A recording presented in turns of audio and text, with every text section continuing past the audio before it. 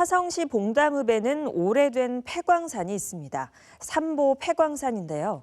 이곳에서 흘러나오는 침출수로 인해 토양이 오염되면서 주변 주민들이 크게 반발하고 있다는 소식 전해드린 바 있습니다.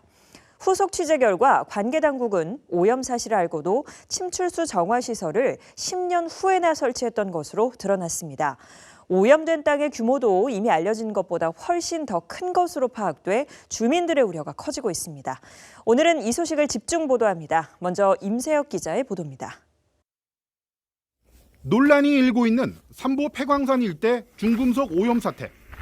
폐광산에서 흘러나온 침출수가 주변 농경지 등의 토양에 스며들면서 오염된 겁니다. 이런 문제를 해결하기 위해 설립된 국가기관이 한국광해광업공단입니다. 이 공단 측이 삼보 폐광산의 침출수 유출 문제를 인지한 것은 지난 2006년. 그것도 자체 조사가 아닌 통보를 받고서야 알게 됐습니다. 농림부의 농산물 안전성 검사 결과 특정 농산물에서 기준치 이상의 중금속이 검출됐고 이 농산물이 삼보 폐광산 인근에서 재배된 것임을 파악한 농림부가 공단 측에 알려준 겁니다. 비로소 이 사실을 알게 된 공단은 더 이상의 침출수 오염을 막기 위한 정화시설을 설치했습니다. 이 정화시설의 설치가 완료된 시기는 지난 2017년.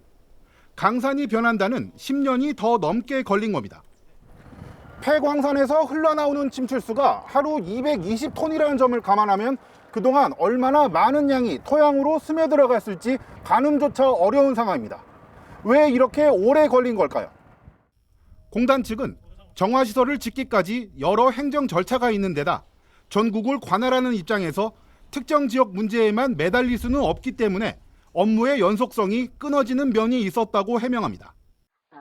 걸리는 기간이 좀 조사를 하는 기간도 보통 한 1년 이상 걸리고요. 그런 다음에 기본 설계를 하는 게 또 1년 이상 걸립니다. 그리고 부지 매입을 들어가는데요. 1년이나 2년 걸립니다. 그 다음에 그게 끝나고 나면 실시 설계가 보통 1년 반 정도 걸려요. 그 다음에 이제 공사가 들어가는데 공사가 보통 2, 3년이 걸립니다. 이 정도 걸리는데 중간에 이렇게 바로 또 진행이 바로바로 이어서 진행 안 되는 부분도 있을 수 있으니까요. 정화시설이 설치됐다지만 문제는 여전히 남아 있습니다. 삼보 폐광산에서 침출수가 나오는 곳은 두 곳으로 화성시 내리와 상리로 각각 흘러나가고 있는데 현재 정화시설이 설치된 곳은 내리구역뿐이며 아직 상리구역에는 계획만 돼 있을 뿐 첫삽조차 뜨지 못했습니다. 침출수 문제부터 해결하는 것이 순서이기 때문에 토양 복원은 시작조차 하지 못하고 있습니다. 내리구역의 토양만 먼저 복원하는 것도 불가능합니다. 어디부터 어디까지 오염됐는지 구분하는 게 쉽지 않아 폐광산 일대를 한꺼번에 복원해야 하기 때문입니다. 상리구역의 정화시설 설치는 이르면 2025년, 늦으면 2027년이 될 거라는 설명인데 지난 2006년에 처음 문제가 발견됐다는 점을 생각하면 빨라도 19년이나 지나서야 토양 복원 사업이 가능해지는 셈입니다. 인근 주민들은 심각한 오염 문제 해결에 미온적으로 대처하는 행정당국에 불만을 쏟아냅니다. 그러니까 일단적으로 행정이 굉장히 느리게 작용을 하고 지역에 사는 주민들한테 되면 굉장히 무관심한 태도를 보일 수밖에 없는 거죠. 그게 안타깝다고 해야 돼. 이거는 안타까운 정도를 넘어선 거죠. 이런 가운데 경기도는 지난 2018년 제2회 제안창조 오디션이라는 공모전을 개최한 바 있습니다. 도민의 아이디어를 실제 정책에 반영한다는 취지인데 여기서 1위를 차지한 제안정책의 제목은 폐광산 재탄생 프로젝트. 바로 삼보 폐광산을 복합문화공간으로 만들자는 내용이었습니다.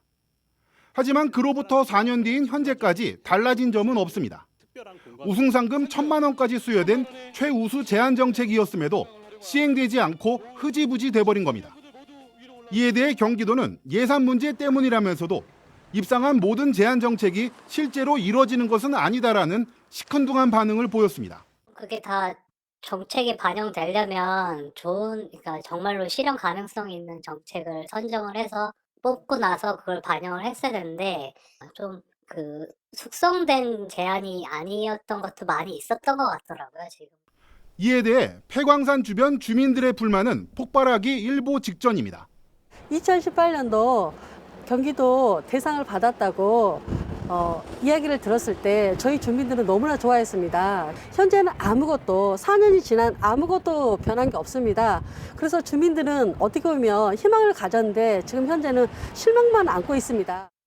정부 산하기관의 뒷북치기 늑장 행정, 그리고 경기도의 적극적이지 못한 공연불 행정, 삼보 폐광산과 관련해 보여준 행정기관들의 민낯입니다. BTV 뉴스 임세혁입니다. 네, 앞서 언급한 대로 삼보 폐광산에서 나오고 있는 오염된 침출수는 내리와 상리 방면 두 군데로 흘러나가고 있습니다. 그나마 내리 쪽에는 정화시설이 설치돼 있지만 상리 쪽은 무방비로 노출돼 있는데요. 폐광산의 침출수가 그대로 십수년째 흘러나가다 보니 수 킬로미터 떨어져 있는 동화천과 봉담 2지구 주변까지 중금속에 오염된 것으로 나타나고 있습니다. 심각한 오염 문제, 이어서 이재호 기자가 보도합니다. 삼보 폐광산으로 들어가는 입구가 있는 화성시 봉담읍 상리입니다. 입구 주변이 야트막한 산으로 둘러싸여 있는데 사실 이 봉우리들은 산이 아닙니다.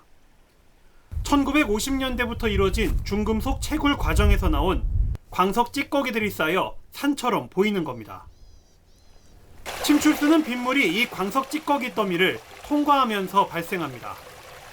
철과 아연 등의 중금속이 빗물에 섞인 채로 물길을 따라 마을로 흘러 내려가고 있습니다. 침출수의 수질은 심각한 수준입니다. 철은 방류 기준의 5배, 망간은 20배, 아연은 40배가 넘는 것으로 조사됐습니다. 삼보 폐광산의 침출수는 당연히 주변 토양도 오염시키고 있습니다. 땅에서 기준치를 넘어서는 1급 발암물질인 비소와 납, 아연 등이 검출돼 인근 농가들은 지난 2007년부터 농사를 짓지 못하고 있는 상태입니다. 삼보 폐광산에서 나오고 있는 오염된 침출수는 직선거리로 3km 떨어져 있는 이곳 동화천까지 흘러들어가고 있습니다. 때문에 이 주변 땅도 중금속에 오염되어 있는 것으로 나타나고 있습니다. 침출수는 KTX 철길을 넘어 동화천과 접해 있는 땅까지 오염시킨 것으로 조사됐습니다. 2025년에 개교할 봉담 2고등학교를 포함해 봉담 2지구 바로 길 건너편 땅이 중금속에 오염돼 있다는 이야기입니다. 지형의 구조로 보면 수원지라고 보시면 되죠. 지하수가 뿜어져 나와서 계속해서 하천으로 흘러가고 있는 건데 지금 토양 몇 군데 오염됐다라고 체크만 돼 있을 뿐이지 전체적으로 보면 하천으로 연결되는 거거든요. 이게 바다로 가는 거고요. 그렇기 때문에 이러한 중금속 오염물질들이 빨리 한시라도 빨리 이게 정화시설이 수질 정화시설이 설치가 돼서 더 이상의 오염이 없게 하는 것들부터 막는 것, 이게 굉장히 시급하다고 생각합니다. 삼보 폐광산 주변 환경 오염을 연구한 전문가들도 침출수 정화가 시급하다고 입을 모으고 있습니다. 특히 침출수 정화시설이 설치되어 있지 않은 상리 방면으로는 토양 오염은 물론 하천 오염까지 더 심각해질 수 있다고 설명했습니다. 나름대로는 공단의 입장에서는 최선을 다해서 정화 사업을 추진해 왔는데 다만 워낙 광산이 장기간 개발이 되다 보니까 거기에서 생기는 일부 침출수 부분들이 또는 주변에 있는 토양의 오염 부분들이 가속화되는 그런 부분들은 없지 않게 발생을 하고 있는 부분입니다. 향후에도 지속적으로 이것의 관리가 이루어져야만이 효율적인 어떤 광해 방지 사업이 진행이 되지 않을까 저는 그렇게 보고 있습니다. 한국광해광업공단은 화성시 봉담읍 상리 방면에 침출수 정화시설 설치가 빠르면 2025년에나 가능하다고 밝혔습니다. 그렇다면 상리에서 봉담 2지구를 거쳐 동화천까지 이르는 지역에선 앞으로도 적어도 3년 이상 중금속 오염에 대한 우려를 안고 살아야만 합니다. BTV 뉴스 이재호입니다.